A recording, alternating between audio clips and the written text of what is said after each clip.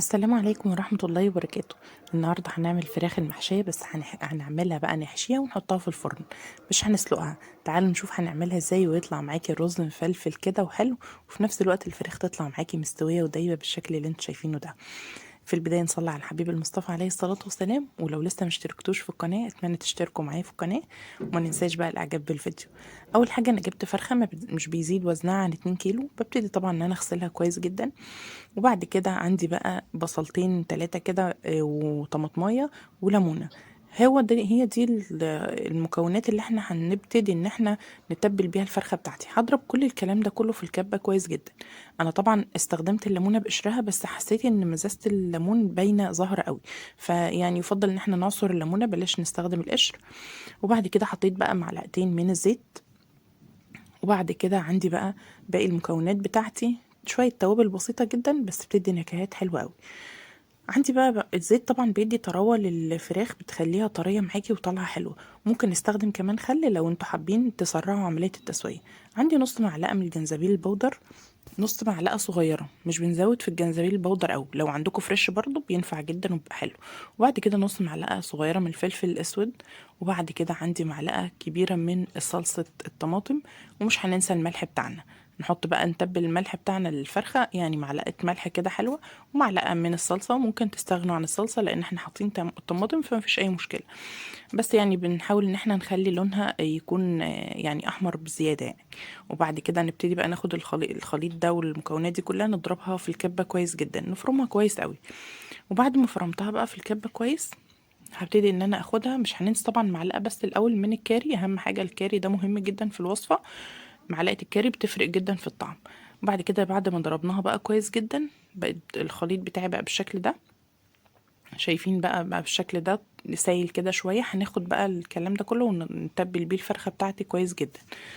اهم حاجة ان احنا نتبل الفرخة ونسيبها في التتبيلة دي شوية. يعني انا بعد ما ابتديت ان انا بقى اخد الخليط ده وانزل بيه على الفرخة وابتدي ان انا اتبل الفرخة بتاعتي، هسيبها شوية في التتبيلة دي، لانها طبعا بيديها طعم حلو جدا. ممكن كمان نعمل فتحات في الفرخة لو انتوا حابين، عشان التتبيلة توصل لكل اجزاء الفرخة من جوه. بس احنا لو سيبناها فترة شوية كده بالخليط ده هتتبل كويس، وهنحس ان طعم اللحمة كمان حلو يعني. هنتبلها بقى ونشيلها في التلاجة شوية. وبعد نحاول بس على قد ما نقدر اي جزء كده باين كده فيه اللحم، نبتدي ناخد كده نحط في جواه كده الخليط ده. وبعد كده عندي بقى، تعالوا نعمل بقى الرز بتاعنا. انا عندي الكبد والقنص بتاعت الفراخ، بس انا استخدمت اتنين زيادة كمان. يعني استخدمت قنصتين وكبدتين، ابتديت ان انا اقطعهم قطع صغيرة بالشكل ده. وبعد كده هناخدهم بقى على النار كده في حلة كده، في الحلة اللي هنسوي فيها الرز. نزلت معلقتين كده من السمنة. ومش هننسى طبعا الزيت بتاعنا، لازم ننزل بشوية من الزيت ونسيبها تسخن كويس جدا. وعلى نار عالية بقى ننزل بالكبد والقوانص بتاعتي، من غير أي توابل خالص. دلوقتي ننزل بس بيهم أول ما هينزلوا بقى في الزيت أو والسمنة السخنة. طبعا مش هتنزل أي سوائل، مش هنحس بزفارة الكبد والقوانص خالص. وبعد كده عندي بصلاية كبيرة أو اتنين متوسطين، وفصين من التوم، مش هنكتر التوم أكتر من كده. هننزل بيهم بقى، نبتدي نشوحهم مع الكبد والقنص كويس جدا. بس أهم حاجة إن احنا نشوحهم ياخدوا لون حلو، يعني يعني نتقل عليهم في التشويح شوية، بس في نفس الوقت ما نغمقهمش لدرجة إن هم يتحرقوا. وهما بيتشوحوا كده، في اخر مرحله حطيت بس عود من القرفه، وتلات اربع فصوص كده من الحبهان، ورقتين من ورق الغار او ورق اللورة. وبعد كده نقلبهم كويس قوي. اول ما نحط بقى الحاجات دي كده ونشم الريحه، هتبقى خطيره بجد. وبعد كده ننزل بقى بمعلقه كبيره من الكركم، ومعلقه كبيره من الكاري، ونص معلقه من الفلفل الاسود. وبرضه نديهم تقليبه كده. اول ما هننزل بالتوابل زي ما قلت لكم، هتحسوا بالريحه راحت في مكان تاني خالص، ريحتها بتبقى حلوه قوي. بعد كده بقى ننزل بالرز بتاعنا. في المرحلة دي كده، أول ما حسينا إن البصل خلاص اتشوح معايا، هنزل بقى بالرز بتاعي. ولازم نشوح الرز شوية.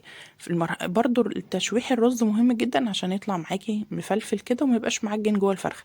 نشوحه كويس قوي، زي كده ما بنعمل الرز الحباية وحباية. عارفين تشويحة الرز دي مهمة قوي. اول ما شوحناه بقى شويه كده، بس طبعا ما اخدش معانا لون ولا حاجه، هو بس اتغلف كده بالسمنه والزيت كويس. هننزل بعد كده بالميه بتاعتي. طبعا لكل كوبايه رز كوبايه من الميه، او كوبايه وربع على حسب. طبعا في انواع رز بتحتاج ميه زياده شويه، بس يعني احنا بنغطي بس الرز كده بالميه تكون سخنه طبعا، ونسيبها بقى على النار تغلي. هنسيبها على النار تغلي، واول ما تغلي بقى معايا هتبتدي تتشرب الميه دي، وتبتدي تقل الميه منها، هنهدي النار شويه. وبعد ما نهدي النار طبعا مش هننسى بس معلقه الملح، هنغطيه بقى ونسيبه يتشرب السوائل بتاعته دي. بعد ما بدأ يتشرب، شوفوا بدأ كده يتشرب السوائل بتاعته وبدأت تقل، هنهدي بقى في المرحلة دي النار تماما. بعد ما هدينا النار، عدوا بالظبط كده من 10 دقايق تقدروا تقولوا ربع ساعة، يعني من 10 ل15 دقيقة بالظبط كده. هنشيل بقى الجزء اللي احنا هنحشي بيه الفراخ، هو لسه دلوقتي كده داخل بقى في مرحلة التسوية. عارفين لما بيبقى رز لسه بقى هيتلدن، هو نشفت السوائل بس لسه هيتلدن. في المرحلة دي هنشيل بقى الجزء اللي احنا هنحشي بيه الفراخ، وهنحط بقى الباقي على النار يكمل تسويته. وفي صينية بقى على النار، او ممكن نجيب كيس حراري، اي حاجة بقى هتسووا فيها.